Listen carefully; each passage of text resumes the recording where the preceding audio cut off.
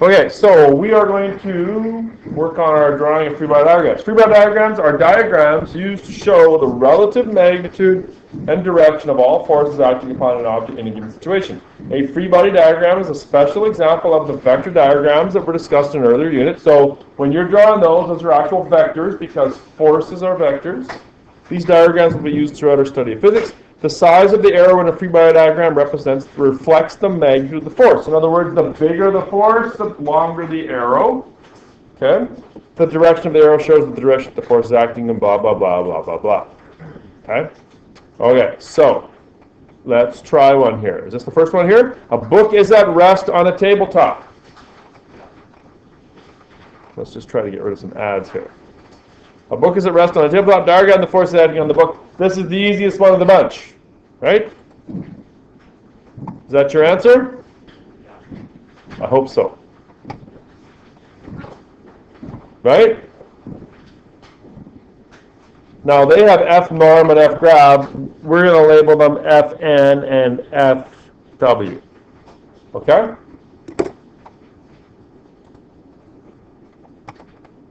A gymnast holding onto a bar is suspended motionless in midair. The bar is supported by two ropes that attach to the ceiling. Diagram the force acting on the combination of gymnast and bar. The free body diagram looks like this. Why are there two arrows up? Two different ropes. Now, I'm not going to get too excited about that. They label them as F tension. If you want to label them as Ft, that's fine. I'll even accept Fa because it is an applied force, and this would be Fw.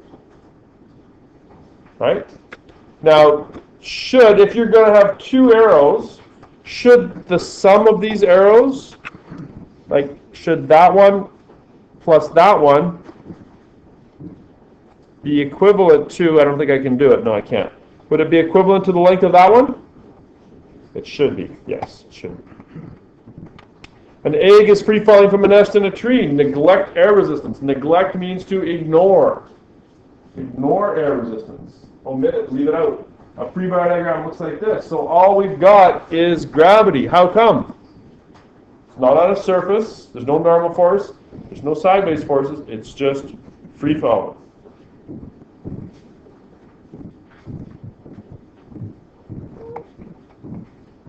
A squirrel is gliding with no wing flaps from a tree to the ground at a constant velocity. So just kind of like this.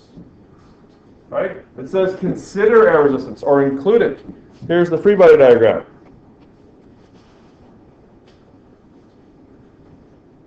Would those arrows be equal to each other? They would because it's at a constant velocity. Okay?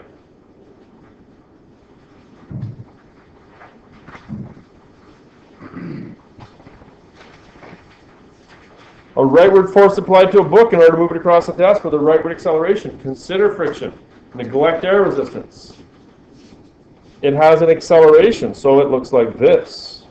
Now they've got all these fancy ones here. I'm just going to redraw it in my own way.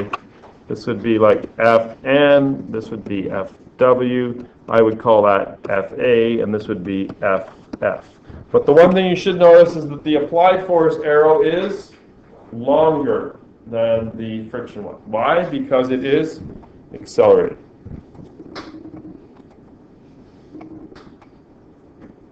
Any questions so far? A rightward force applied to a book in order to move it across the desk at constant velocity. Constant velocity means the acceleration is 0, which means the net force is 0, which means that all the forces are balanced. All the forces are balanced.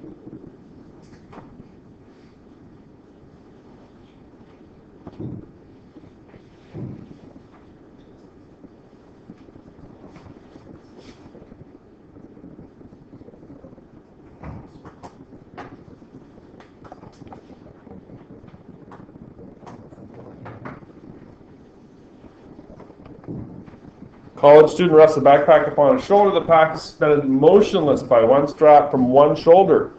So we have a single tension force up. These are pretty easy, really, right? Once you get the hang of it. If you want to label that FA for applied force, that's fine.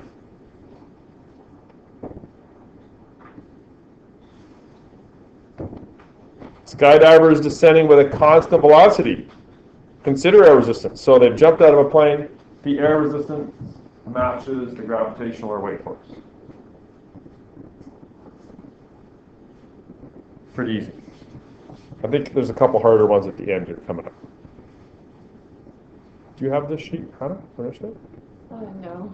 You didn't get it yesterday? I wasn't here yesterday. Oh. Number 9, a force applied to the right to drag a sled across loosely packed snow. Loosely packed snow is code word for there is some friction. Right? If anyone's ever run through loosely packed snow, you know there's a lot of friction. Okay, so we've got a normal force and a gravitational force that are balanced. We've got an applied force to the right, an FA, and a friction force to the left. I would encourage you, when you know that there's an acceleration, draw that FA really big, like make it obvious that it's bigger than. So it doesn't have to be the same size as the norm? No. Unless it's constant acceleration. Even the up and downs don't necessarily have to match the left and rights, right? Yeah, like for example, the one there where they were constant velocity, right? Like, it's a good question, Vinny. Like, for example, this one here, right? Yeah, so this could easily be, like, gravity could be like that, and normal could be like that. Yes. Good question. As long as it's the direction. The x's match and the y's match, yep. Excellent. Okay, which one are we at here now? Oh yeah, my favorite. A football is moving upward towards its peak after having been booted by the punter. Here's what it looks like. Why? This one always causes problems. Because the football is moving upward after having been booted. After. So after that force is applied, whoops, I didn't do a very good job. I'm not going to boot it, because I don't know where it's going to go, but apparently I can't do this very well either, right? When it's in the air like that, is there any more force applied to it? Only as it's flying through the air at the peak, only force on it is gravity, because objects in motion stay in motion. The arrows don't represent the motion, the arrows represent forces, exactly. Car is coasting to the right and slowing down. Neglect air resistance. So no air resistance. Coasting to the right means that there is no applied force. Now some kids have argued in the past, well, even if I don't have my foot on the gas, there's a little bit of an applied force. Well, that's true, but then you're going to need a whole lot more friction, right? Well, it's coasting, so it's just air resistance.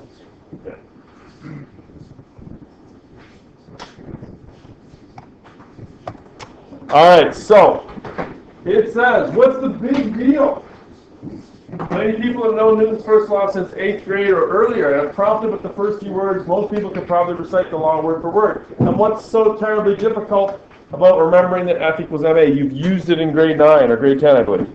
It seems to be a simple algebraic statement for solving story problems. The big deal, however, is not the ability to recite the first law or to use the second law to solve problems, but rather the ability to understand their meaning and to actually believe their implications. While most people know what Newton's laws say, many people do not know what they mean or simply do not believe what they mean, much like the gentleman who doesn't believe the earth is a sphere.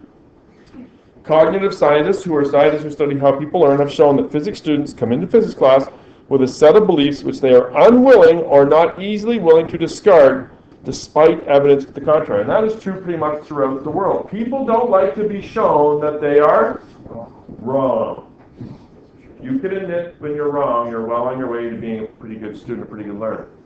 It's okay to be wrong. I'm wrong every day. Just ask my wife. That's supposed to be a joke. Got a few smiles, mostly from the females in the room, oddly enough.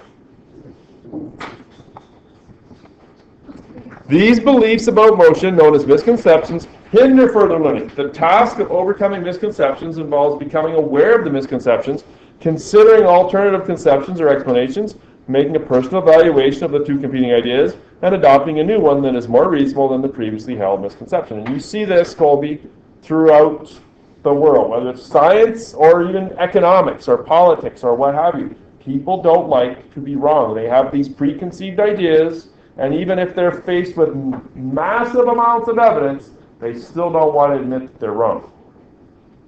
This process involves self-reflection to ponder your own belief systems, critical thinking to analyze the reasonableness of two competing ideas, maybe apply the law of parsimony, and evaluation to select the most reasonable and harmonious model which explains the world of motion. Blah, blah, blah, blah, blah. Self-reflection, critical thinking, and evaluation. Use your brain. The most common misconception is one which dates back for ages. It is the idea that sustaining motion requires a continued force. The misconception has already been discussed in the previous lesson, will now be discussed more. It sticks out its ugly head in a number of different ways and at a number of different times. As you read through the following discussion, give careful attention to your own belief system. View physics as a system of thinking about the world rather than simply information that can be dumped into your brain without evaluating its consistency with your own belief systems. In fact, I could have been standing up here for the last 2.5 months telling you a bunch of baloney. Were you? I was not. But maybe when I'm saying that right now, I might be lying. For example, this morning I lied to my grade 9. I was showing chemical and physical change. They wanted me to blow something up. I said, sure, I'll blow something up. They didn't believe me. They made me cross my heart, promise that I was going to blow something up. I did, I blew a balloon. Showed them. Don't trust teachers. Jason knows me too well. Newton's laws declare loudly that a net force causes an acceleration. Highlight that, you guys. Net force causes an acceleration. And what is an acceleration? A change in speed or direction. The acceleration is in the same direction as the net force. To test your belief, consider the following question and its answer. Okay, so here we go. Two students are discussing their physics homework prior to class. They are discussing an object which is being acted upon by two individual forces, both in a vertical direction. The free body diagram is shown right here. So we have a normal force of 20 up. We have a weight force, a gravitational force of 20 newtons down. During the discussion, analytical, thank you, suggests to Noah formula that the object under discussion could be moving. Could be moving. In fact, did he just say the jokes aren't funny? Oh. Oh. Got it. In fact, Anna suggests that if friction and air resistance could be ignored because of their negligible size. There's a word you're going to have to learn. Negligible. What does it mean? Anyone? Negligible. It's kind of like my hairstyle. So small that it really doesn't matter. Okay? Negligible. Very, very small. Don't worry about it. Okay? The object could be moving in a horizontal direction. According to Anna, an object experiencing force at the right could be experiencing a horizontal motion as described below. She's saying that this object could be moving to the right. Noah formula objects, arguing that the object could not have any horizontal motion if there are only vertical forces acting on it. He's saying can't be moving sideways. There's only vertical forces. Noah claims that the object must be at rest, perhaps on a table or a floor, like the books we drew earlier. After all, says Noah, an object experiencing a balance of forces will be at rest. Who do you agree with? I'll let you think for a second. Who do you agree with? I'll summarize. Analytical says the object could be moving. The operative word is could be. She doesn't say it has to be. It could be moving. Noah formula, you must be smart, you know the formulas, says that it must be at rest because there are only vertical forces acting. Okay, loud and proud. Who agrees with that? Well done, Kurt. Well, loud and proud. Who says, what's the other kid's name? Noah. Noah formula. Oh, just a few. Vinny? Just a couple? Okay, there's a few people who didn't put their hand up. See, that's the way I get you to put your hand up. There's no answer. What are we going to do? Well, it says C answer on the page. Oh, it says C answer on your page? I happen to know that it's probably right here. Because do you believe me if I tell you the answer? No. Which one are we talking about? The big misconception right here. Same thing.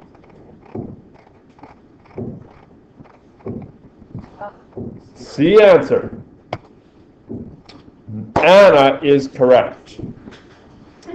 Noah formula may know his formulas, but he does not know or does not believe Newton's laws. If the forces on the object are balanced and the object is in motion, then it will continue in motion with the same velocity.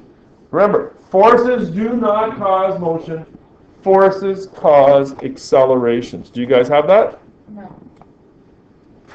Forces cause acceleration.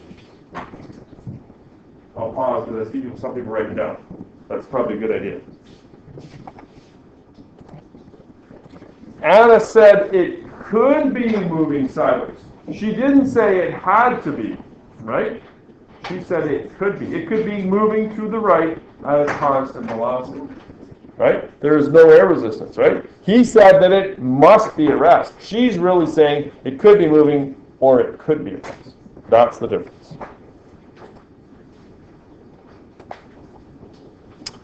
Remember last winter when you went sledding down the hill? Anyone been to Barker Hill? Or sorry, not Barker Hill. Durston Hill.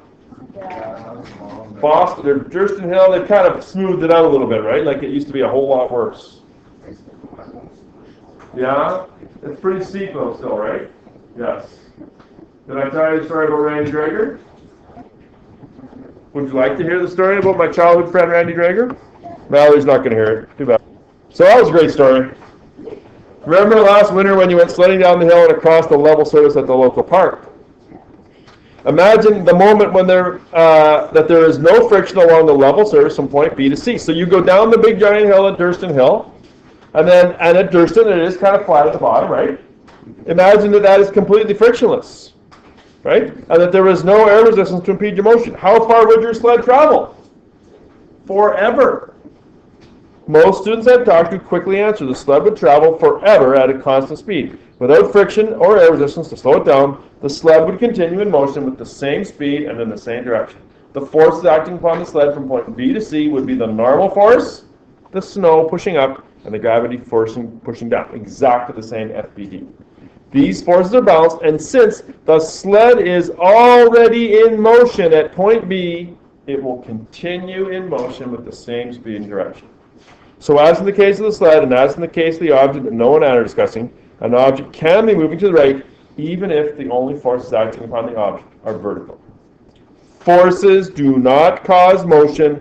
Forces cause acceleration. I keep repeating it, and yet some of you will get it wrong on the test. I'm not going to give you a fill in the blank, forces cause blank. I'm not going to do that. I'm going to ask you a question to see if you believe it and actually understand it. Is that the tail end of what you guys have? Or is there still more on yours?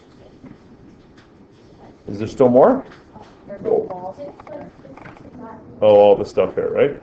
Newton's first law of motion declares that a force is not needed to keep an object in motion. Slide a book across the table and watch it slide to a rest position. The book in motion on the tabletop does not come to a rest position because of the absence of a force. It is because of the presence of a force. That force being the force of friction. Right? It's friction that slows down. And everybody gets that most of the time. In the absence of a force of friction, the book would continue in motion with the same speed and direction forever. A force is not required to keep a moving book in motion, and a force is not required to keep a moving sled in motion, and a force is not required to keep any object, horizontally moving object, in motion. Forces cause accelerations, not motion. Now I must be done, aren't I? No, what's next?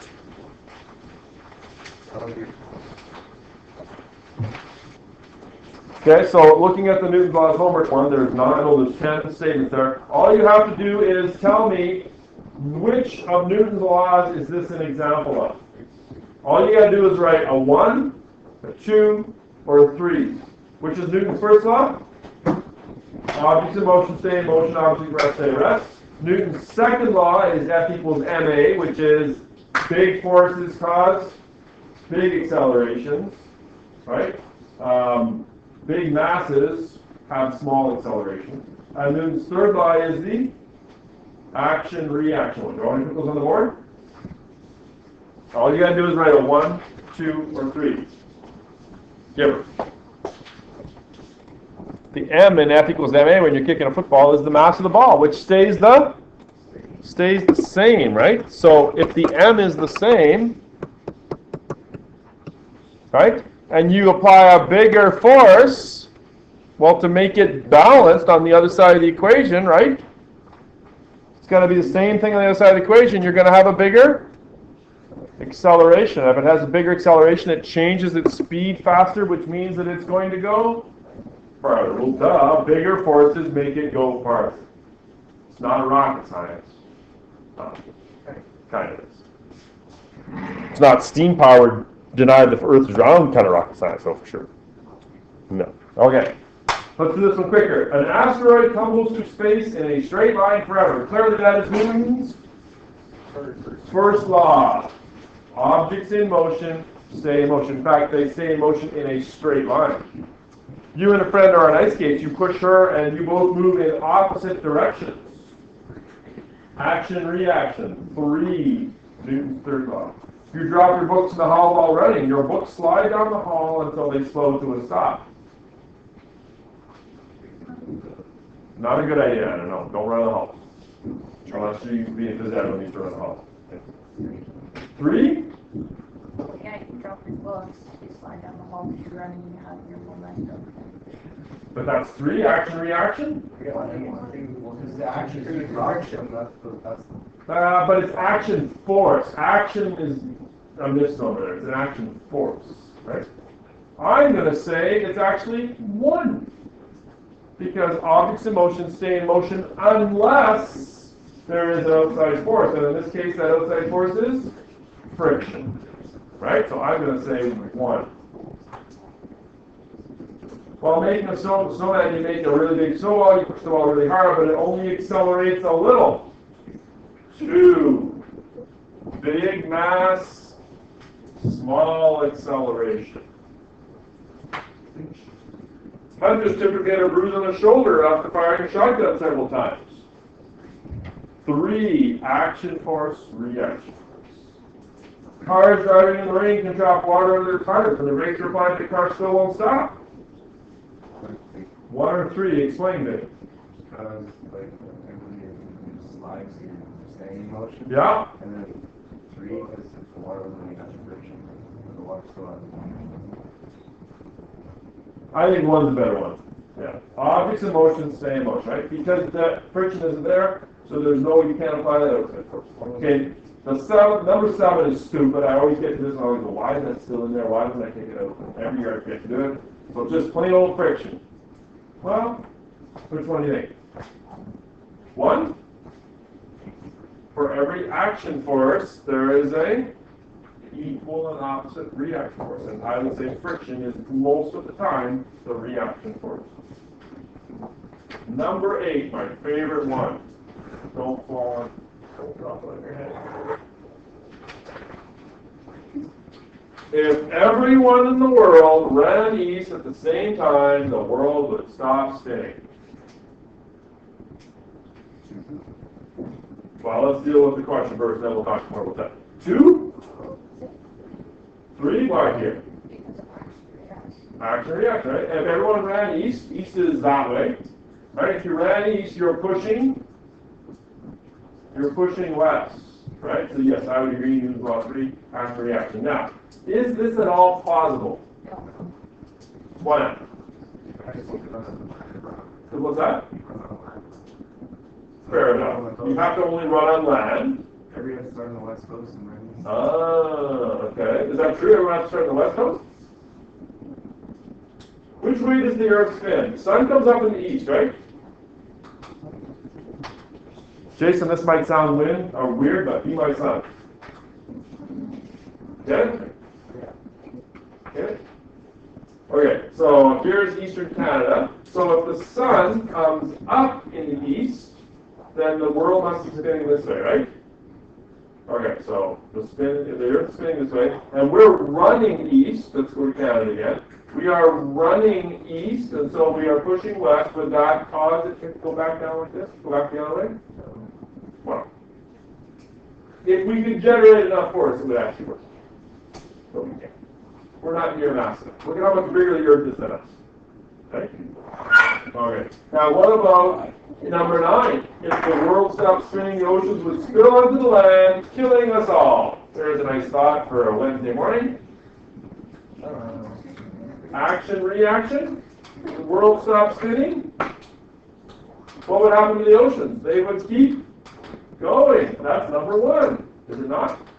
Objects in motion stay in motion. The world's oceans would keep spinning. Now, who would get it first? The people on the west coast or the people on the east coast?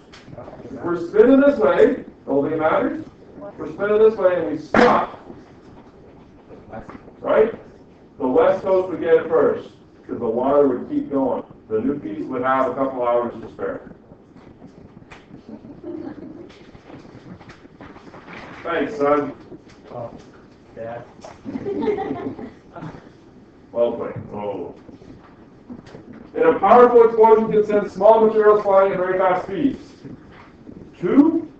Absolutely right. Big mass, small acceleration. So the converse of that is small mass, big acceleration. You want to put the globe back up there? Okay. Normally I quit there. Well, yes, but given that I am going to be away, did I have this one out? I think I did, right? Yeah. Okay. How about we, so that you have more time with me to solve problems, how about we do the first 2 sample questions? We get time. Okay? Let's use our time wisely. You're going to get Wednesday and Thursday next week to kind of study. So let me just get that up here. Okay, so I'm going to do the first 2 sample questions with you. And the only real formulas that you need are F net equals MA and F net is equal to FA plus FF. Now this one really is, before I get too far into the details here, F net, net force. Net force means, what does net pay mean? Those of you that have taken some essential math. Anybody know the difference between net pay and gross pay? That is like overall. After all your deductions, right? So net pay is like you add up all the hours and then you subtract off all the deductions, right? So net force is the same thing. You add up all the forward forces and subtract the negative forces. So that's all that this is, really. F net is all forces added. Okay? Okay, so we've got a constant force that's acting on a 12 kilogram mass. Change its velocity from 4 to 18 in 3.5 seconds. What is the force? Okay, well, what do we know? We know it's going from 4 to 18. So we got 2 velocities. We got an initial velocity of 4, and we got a final velocity of 18, and we got a time of 3.5. What is the force? To get the force, I know the mass. I'm going to have to find the acceleration first. Acceleration is the change in velocity divided by the time. Do I have the change in the velocity? Not yet, but it's easy to do. It's just a subtraction. Find the change in velocity. That's going to be 18 minus 4, or 14 meters per second. Right? The change in the velocity. And the acceleration is that change in velocity divided by the change in time, which is 14 divided by 3.5, which I can do in my head, because I know that 3.5 times 2 is 7, and 14 divided by 7 is 2. So that means that there's 4 3.5s in 14. Plus, I've done this question probably 35 times in front of kids. What is the force, Luke?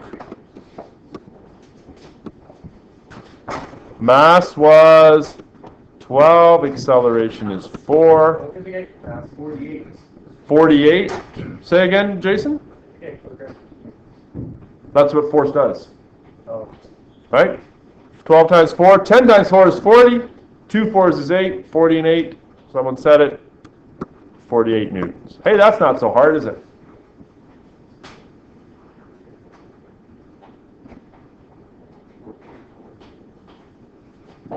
Are you smiling, Lane, because this is so easy and you get it? Good.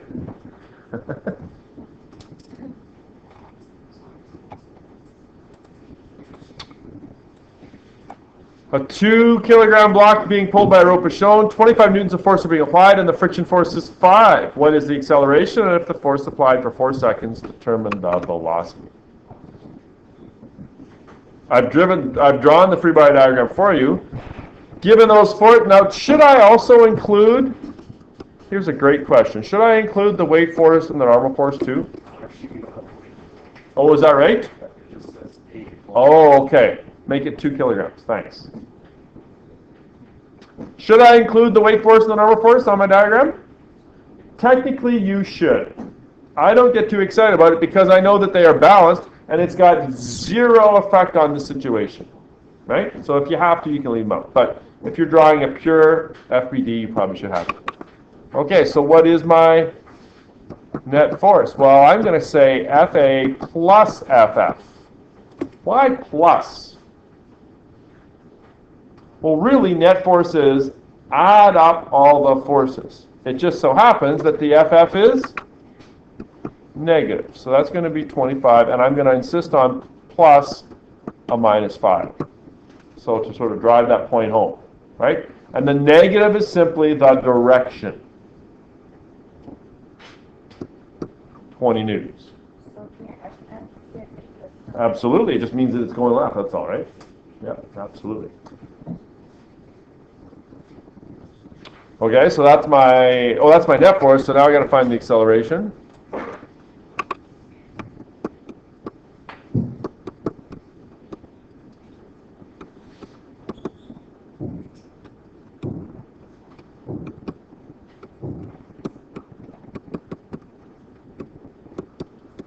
Meters per second squared.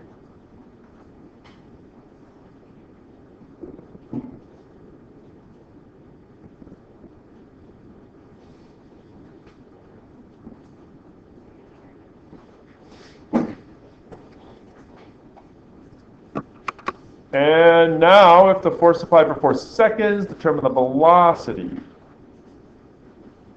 So I've got acceleration, I've got time. Acceleration is 10. Time was 4. Notice how I'm lining everything up and keeping it sort of separate. So that's going to be what? Multiply, right?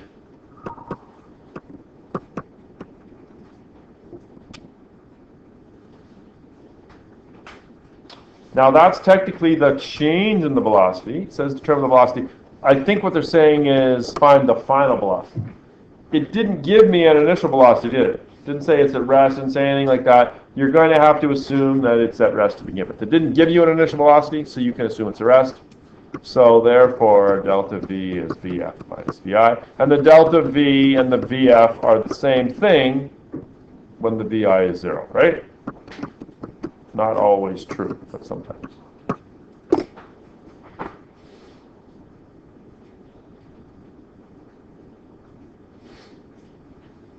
Still smiling, Lane? Okay. Okay. Tomorrow I will do the. Is there 2 left? Am I right? There's 2 left. I will give you some time to work. Tomorrow is the last day, right? Oh. Okay. I will plan ahead. Tomorrow might be a giver kind of day as well. Get yourself well caffeinated.